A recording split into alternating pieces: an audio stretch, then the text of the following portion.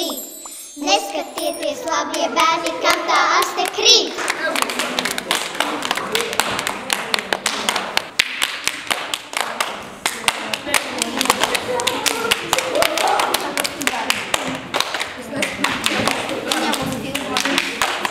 Dziesmu sākos vajadzēja pastāvēt kādu minūti.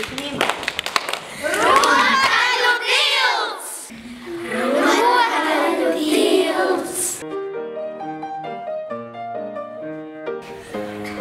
Mēs domājam, ka rotaļa pati par sevi ir pamatā jebkurai no bērnu dejām, jo rotaļdejas elementi ir ļoti būtiski bērnu dejā, lai veicinātu viņu vēlmi dejot.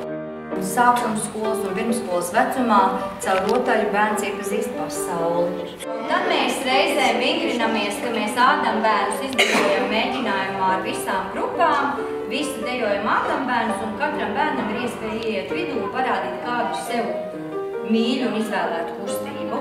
Jā, un tad ir iespēja izpausties visiem, jo dejā mums nevienmēr sanāk. Un kuri jums ir mīļākā kustība, piemēram, ežos?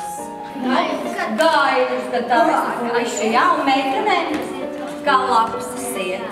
Bet noteikti, ka mēs esam par to, lai mums vairāk būtu rotaļdeju elementi, vai ne?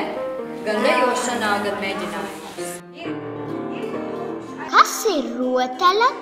Ka rotaļa ir tāds, kam patīk greznoties, vai kuru kāds gribētu redzēt skaisti izgreznot. Spēle un jautra izdarība, rituāla izdarība, kurai noteikta secība un kuras pareizs izvedums, kā uzskatīja, nodrošina spēku pieplūdumu. Kāda man bija 7 dēli, kāda man bija 7 dēli, kāda man bija 7 dēli, bet kur tad ir 8?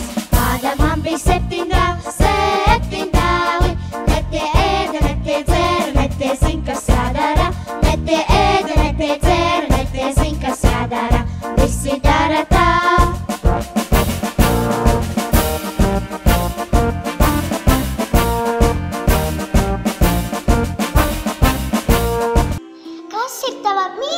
Rotaļa. Mana mīļākā rotaļa ir sasaldētie. Es zinu pinapinu sietu, sapinu vainagu. Ķerenes. Mana mīļākā spēle ir tautas bumba. Mana mīļākā rotaļa ir paslēpes. Mīļākā rotaļa ir zivtiņas. Tautas bumba. Zombiji! Visu svētku, godu svarīga sastāvdaļa bija rotaļa jeb rituāls. Šajos svētkos mēs spēku smelsim rotaļājoties. Sarunāts, jā?